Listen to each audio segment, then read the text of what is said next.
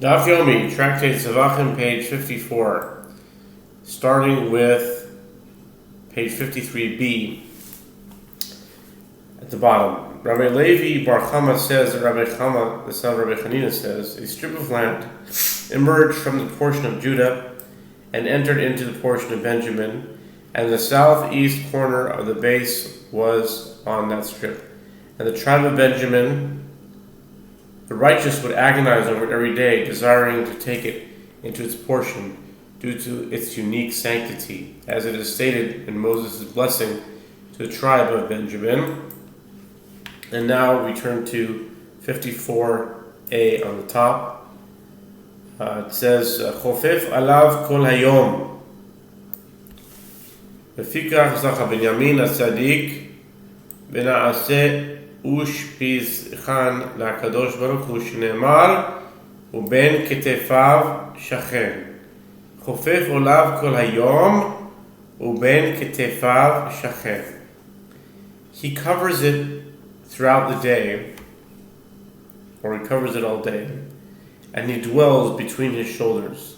Deuteronomy 33:12. The term covers it is understood to mean that Benjamin is continually focused upon that site. Therefore, Benjamin the righteous was privileged and became the host of the Holy One, blessed be He, as the Holy of Holies was built in his portion, as it is stated, and he dwells between his shoulders. Uben ketefav shachen. This is very interesting because Benjamin was not in the sale of Joseph, so that could be connected.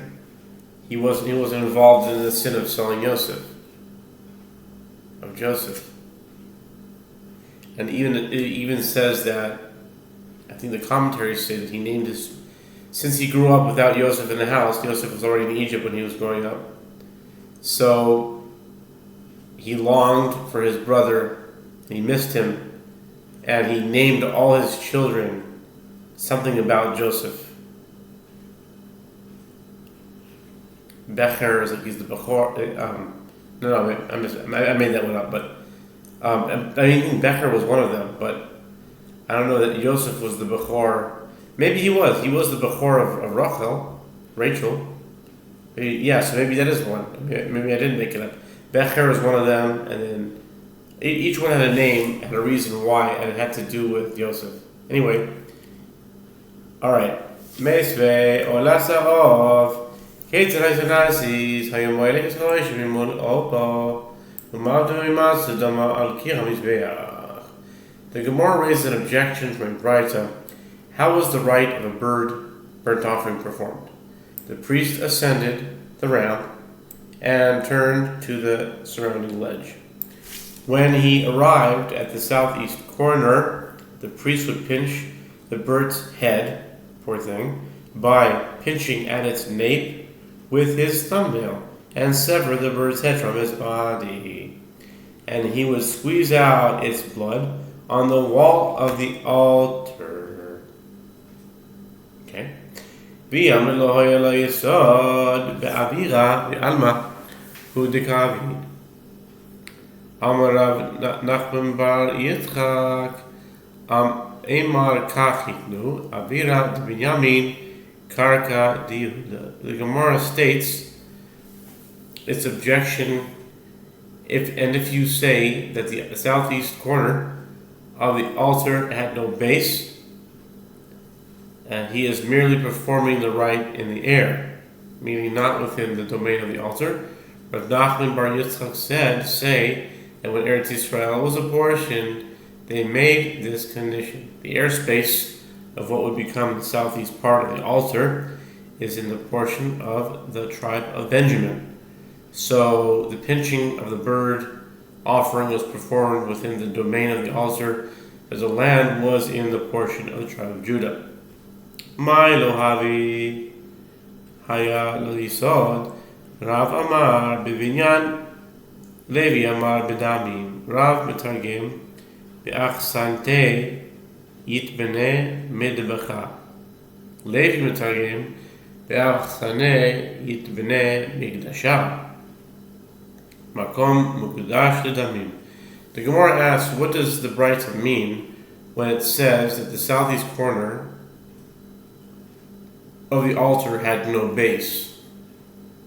Rav says it is with regard to the fact that it had no base built on those sides, and Levi says it is with regard to the fact that no blood was sprinkled on that side, as the blood was not permitted to be presented there, even though there was a physical base. Based on this dispute, each of them disagreed as to the correct Aramaic translation of the verse. Benjamin is a wolf that tears apart. In the morning he devours the prey, and in the evening he divides the spoil. Genesis 49:27. Rav translates this as, in his portion will the altar be built. Levi translates this as, in his portion the sanctuary will be built, which means a place sanctified from blood.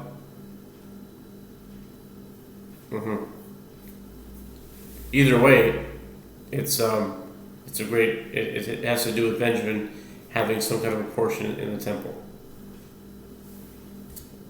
Okay. Tashima yesodrim al פני כל הצפון ועל פני כל המערב, אוכל בדרום אמה אחת, ומזרח אמה אחת, מי אוכל נעמיד בדמים. The Gemara brings proof for each opinion. Come in here, proof for the explanation of Rav from the Mishnah in Midot 35b. The base of the altar would extend along all of the northern side and along all the western side. It consumed 1 cubit on the southern side and 1 cubit on the eastern side. This indicates that there was no base on most of the southern or eastern sides of the altar. The Gemara comments, Levi would explain what is the meaning of the term consume. The Braita as well is stated with regard to consuming blood of offerings.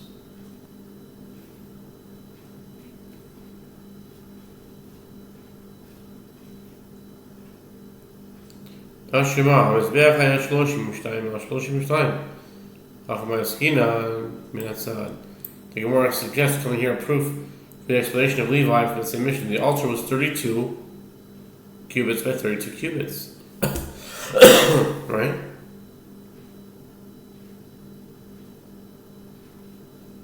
This indicates that there was a base on all 4 sides, in accordance with the opinion of Levi. Rav could answer, here we are dealing with the measurement from the side. In other words, only the northern and western sides were 32 cubits in length. The Gemara suggests, come in here a proof.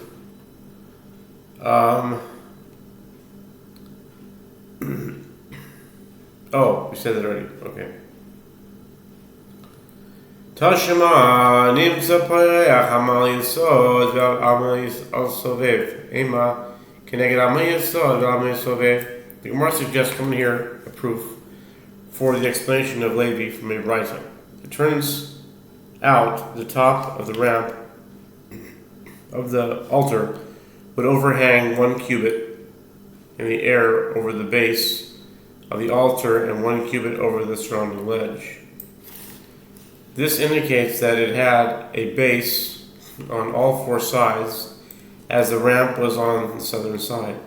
Rav could say that the Braita means it would overhang toward the place where the base of a cubit would have been seen, and 1 cubit over the surrounding ledge.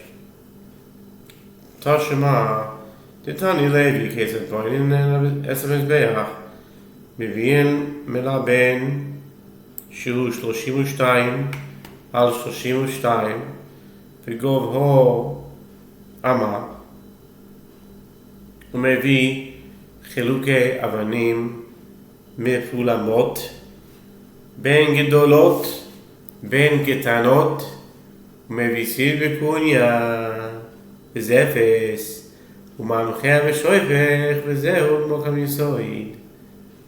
Okay. The Gemara suggests, come in here proof, as Levi teaches in a Braita, How does one build the altar? He brings a square wooden frame, which is 32 cubits by 32 cubits, and its height is 1 cubit. And he brings pieces of damp stone, mifulamot, both large and small, which are the main components of the altar, which is described as an altar of stone, Exodus 20:22. And he brings plaster and molten lead and tar and melts them and pours the mixture into the gaps between the stones. And this is the place of the base of the altar. Bechozer, ומעירים אל האבן שהוא 30 אמו, על 30 אמו וגובה 5 אמות, ומביא חלוקי אבנים. בחוזר מביא בלאבן שהוא 28 על 28 אמות, וגובה 3 אמות, ומביא חלוקי כל מקום, והוא מקום המלאכה. And then he brings a square wooden frame, which is 30 cubits by 30 cubits, and its height is 5 cubits. And he brings pieces of damp stone, both large and small, and he brings plaster and molten lead and tar, and melts them and pours the mixture into the gaps between the stones. And then he brings a square wooden frame, which is 28 cubits by 28 cubits, and its height is 3 cubits.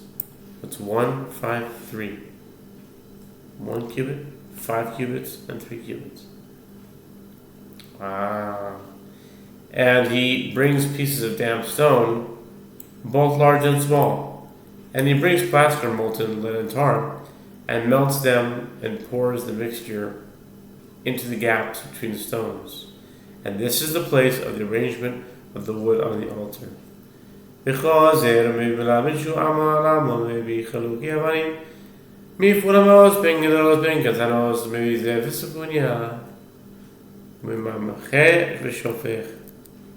וזהו קרן. And then he brings a square wooden frame, which is 1 cubit by 1 cubit, and he brings pieces of damp stone, both large and small, and he brings plaster, molten lead, and tar, and melts them and pours the mixture into the frame. And this is the corner of the altar.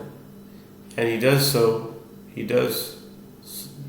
this for each and every corner. The bright indicates that the altar had a base around all 4 sides. Okay,